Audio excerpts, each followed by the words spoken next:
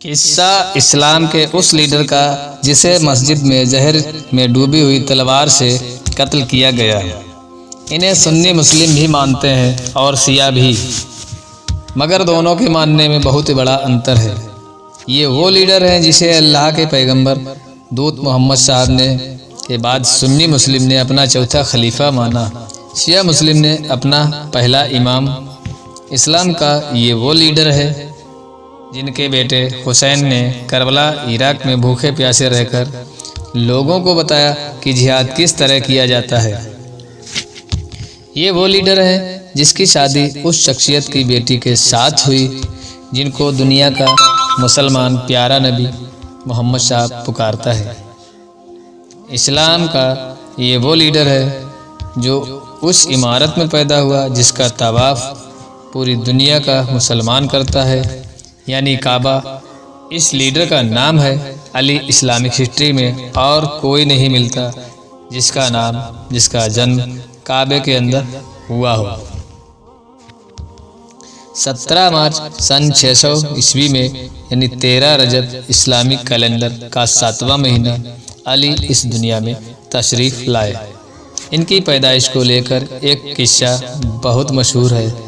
بتایا جاتا ہے جب علی دنیا میں تشریف لانے والے تھے تب ان کی ماں فاطمہ بنت اسد مکہ میں کعبے کی طرف یہ کہتی ہوئی جا رہی تھیں، اے اللہ، مجھے تجھ پر یقین ہے اور تیرے نبی حضرت ابراہیم پر یقین ہے جنہوں نے تیرے حکم پر اس گھر یعنی کعبہ کی نیو رکھی۔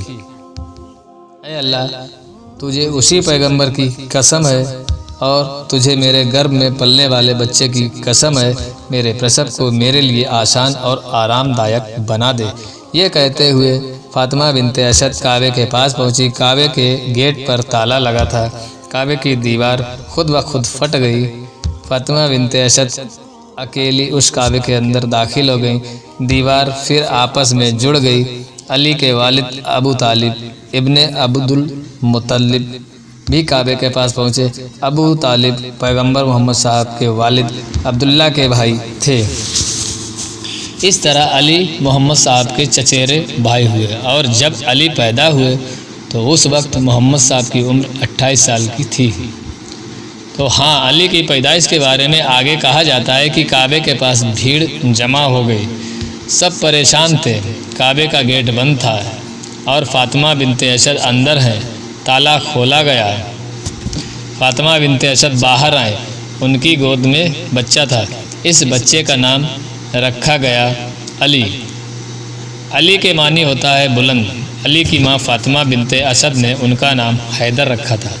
علی کی شادی محمد صاحب کی بیٹی فاطمہ سے ہوئی، یعنی علی اب تک محمد صاحب کے چچیرے بھائی تھے اور اب داماد بن گئے تھے۔ محمد صاحب کے ساتھ رہ کر علی نے کئی اسلامک جنگیں لڑی۔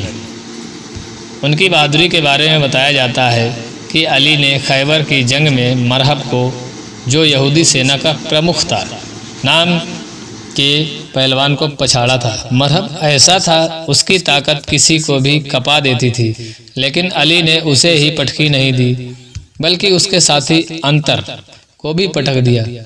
اس جنگ میں علی نے خیبر کے قلعے کے دروازے کو اکھاڑ کر ڈھال کی طرح استعمال کیا۔ اس دروازے کے بارے میں بتایا جاتا ہے کہ اسے قریب 20 لوگ مل کر بند کرتے تھے۔ علی نے خیبر کی جنگ کو جیت لیا۔ نجف یعنی عراق میں امام علی کا روضہ ہے جسے علی مسجد بھی کہا جاتا ہے۔ علی امام ہے یا خلیفہ، اس کو لے کر ہے بحث۔ جب محمد صاحب اس دنیا سے رخصت ہوئے تو حضرت علی ان کے جنازے کی تیاری کر رہے تھے۔ نہلانا دھلانا اتیادی اور باقی ساتھی محمد صاحب کے بعد اسلام کی ذمہ داری کسی ایک کو سونپنے کی تیاری کر رہے تھے، یعنی خلیفہ بنانے کی تیاری۔ اس کو لے کر بحث چل رہی تھی، حالانکہ اس میں بھی مت بھید ہے۔ شیعہ مسلم دعویٰ کرتے ہیں کہ علی نے ہی محمد صاحب کا کفن دفن کیا، جبکہ سنی مسلم اس بات کو نکارتے ہیں۔ شیعوں کے مطابق علی کفن دفن میں لگے رہے، بعد میں انہیں پتہ چلا کہ پہلا خلیفہ ابو بکر کو چن لیا گیا اور یہیں سے شیعہ سنی مسلم کے بیچ ایک گہری کھائی بن جاتی ہے۔ ابو بکر کے بعد عمر کو خلیفہ بنایا گیا، ان کے بعد عثمان اور پھر علی کو اپنا خلیفہ مان لیا گیا، جبکہ شیعہ مسلمان خلیفہ کے اس چناؤ کو غلط مانتے ہیں۔ شیعوں کا کہنا ہے جو پہلے 3 خلیفہ بنے وہ غلط طریقے سے بنے۔ علی کو سنیوں کا چوتھا خلیفہ مانا، جبکہ شیعہ نے اپنا پہلا امام یعنی لیڈر مانا، اور اس طرح شیعوں کے 12 امام ہوئے۔ پہلے علی اکبر، دوسرے علی کے بیٹے حسن، تیسرے حسین علی کے بیٹے دوسرے تھے، چوتھے امام حسین کے بیٹے زین العابدین بنے، اور ان کے بعد بیٹے امام بنتے گئے۔ علی کو پہلا امام ماننے کے لیے شیعہ محمد صاحب کی حدیث پیش کرتے ہیں، تو اس جواب میں سنی بھی ابو بکر کو خلیفہ ماننے کے لیے حدیثیں پیش کرتے ہیں۔ کیسے قتل کیا گیا؟ علی کو 18 رمضان اسلامی کیلنڈر کا 9واں مہینہ کی رات علی نے نمک اور روٹی سے روزہ افطار کیا تھا۔ روایتوں میں ان کی بیٹی زینب کے حوالے سے ملتا ہے کہ رات بھر بابا علی بے چین رہے، عبادت کرتے رہے، بار بار آنگن میں آتے جاتے، آسمان کو دیکھتے۔ 19 رمضان کو صبح کی نماز پڑھنے کے لیے علی مسجد پہنچے۔ مسجد میں منہ کے بل عبد الرحمن ابن ملجم نام کا شخص سویا ہوا تھا، اس کو علی نے نماز کے لیے جگایا اور خود نماز پڑھانے کے لیے کھڑے ہو گئے۔ ابن ملجم مسجد کے ایک کھمبے کے پیچھے سے زہر میں ڈوبی تلوار لے کر چھپ گیا۔ علی نے نماز پڑھانی شروع کی۔ جیسے ہی سجدے کے لیے علی نے اپنا سر زمین پر ٹیکا، ابن ملجم نے زہر سے ڈوبی ہوئی تلوار سے علی کے سر پر وار کر دیا۔ تلوار کی دھار دماغ تک اتر گئی، زہر جسم میں اتر گیا۔ عبد الرحمن ابن ملجم کے بارے میں کہا جاتا ہے کہ اس نے یہ اٹیک معاویہ کے اکساوے میں آ کر کیا۔ معاویہ علی کے خلیفہ بنائے جانے کے خلاف تھا۔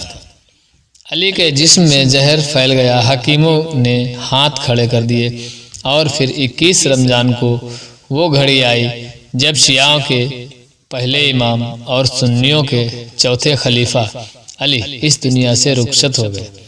معاویہ کی دشمنی علی کی موت کے بعد رکی نہیں۔ ان کے بعد علی کے بڑے بیٹے حسن کو زہر دے کر مارا گیا، اور پھر کربلا عراق میں علی کے چھوٹے بیٹے حسین کو شہید کیا گیا۔ علی کے بارے میں کہا جاتا ہے کہ سب سے پہلے قرآن کو انہوں نے ہی لکھا تھا، کیونکہ اللہ کے میسج لے کر فرشتے محمد صاحب کے پاس آتے تھے اور علی ان کو لکھتے تھے۔ علی کی ایک اور کتاب ہے جو شیعہ کمیونٹی میں اہم مقام رکھتی ہے، نام ہے نہج البلاغہ ہے۔ اس کتاب میں علی نے زندگی میں جینے کے فاصلوں کو بیان کیا۔ حضرت علی کے مشہور کوٹس: اگر انسان کو تکبر یعنی گھمنڈ کے بارے میں اللہ کی ناراضگی کا علم ہو جائے تو بندہ صرف فقیروں اور غریبوں سے ملے اور مٹی پر بیٹھا کرے۔ لفظ اور غلام ہوتے ہیں، مگر صرف بولنے سے پہلے تک، بولنے کے بعد انسان کو اپنے الفاظ کا غلام بن جاتا ہے۔ اپنی زبان کی حفاظت اس طرح کرو کہ جس طرح تم اپنے مال کی کرتے ہو۔ ایک شبد اپمان کر سکتا ہے اور ایک آپ کے سکھ کو ختم کر سکتا ہے۔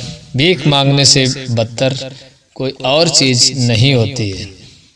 بات تمیز سے اور اعتراض دلیل سے کرو، کیونکہ زبان تو حیوانوں میں بھی ہوتی ہے، مگر وہ علم اور سلیقے سے محروم ہوتے ہیں۔ اپنی سوچ کو پانی کے قطروں سے بھی زیادہ صاف رکھو، کیونکہ جس طرح قطروں سے دریا بنتا ہے اسی طرح سوچ سے ایمان بنتا ہے۔ چغلی کرنا اپنا کام ہوتا ہے جو اپنے آپ کو بہتر بنانے میں اسمرتھ ہوتا ہے۔ کبھی بھی کامیابی کو دماغ میں اور ناکامی کو دل میں جگہ مت دینا، کیونکہ کامیابی دماغ میں تکبر یعنی گھمنڈ اور ناکامی دل میں مایوسی پیدا کرتی ہے۔